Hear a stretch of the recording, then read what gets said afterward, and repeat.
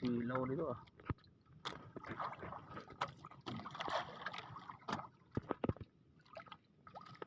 Yan. Kirawan. Ito mga idol oh, ito tinatawag na ubod na yun. Mahal niya sa Cebu. Yan dito, hindi po kinakain dito mga idol. Ano yun sila yun? Ah, mamsa. Maliit na mamsa mga idol.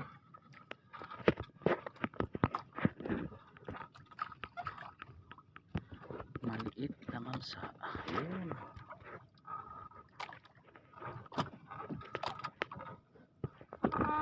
Ano yun? Ay, pagi mga idol. Ha?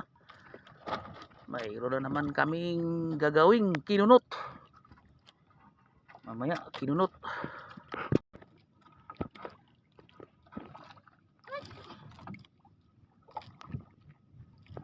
Ukag. Sunod mga idol, ukag.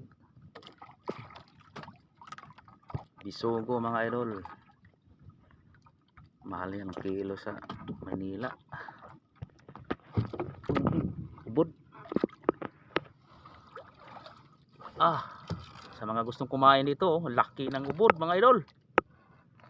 Matabaya lang isla yun, no? Tawag sa amin yan, ano? Bulabulawan. Anong tawag niya dito, Brad? Sa amin? Sarap gataan yan. Ubod ginto. Ah, ubod ginto. Ubod bulawan. Bulawan mas sa inyo. Sa amin ginto. Ginto sa lubi to. Ginto sa lubi. Ginto sa niyog. Oh, laki. Sa matakal ba? Mga 2 kilos mga idol. Laking ubod. Yan. Ito mga idol, oh.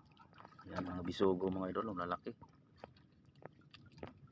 Yan, inuulam lang namin yan dito mga idol. Hindi namin binibinta. Masarap kasi ang laman yan. Sunod-sunod pa mga idol, oh, mga bisugo. First class nga mga bisugo. Bisugo ulit. Oh, sunod. Uy, parating. Pating. Sa wakas.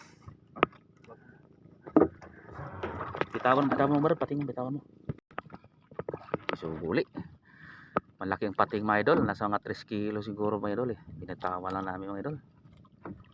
Dahil pinagbawal na dito yung paghuli.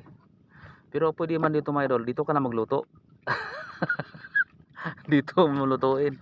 Marami kasi talagang gumagawa na ano, kinunot. Yun. Paborito ni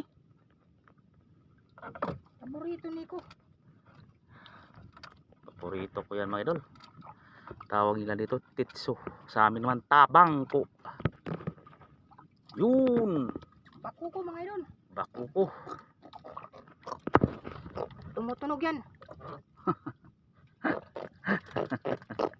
Ayos ah. Nakuha ko ideya. Parang doorbell ah. Ah, bisugo. Laking bisugo mga idol oh. Bisugo pa lang. Malaki na. Tumutunog yung bakuko. Putol.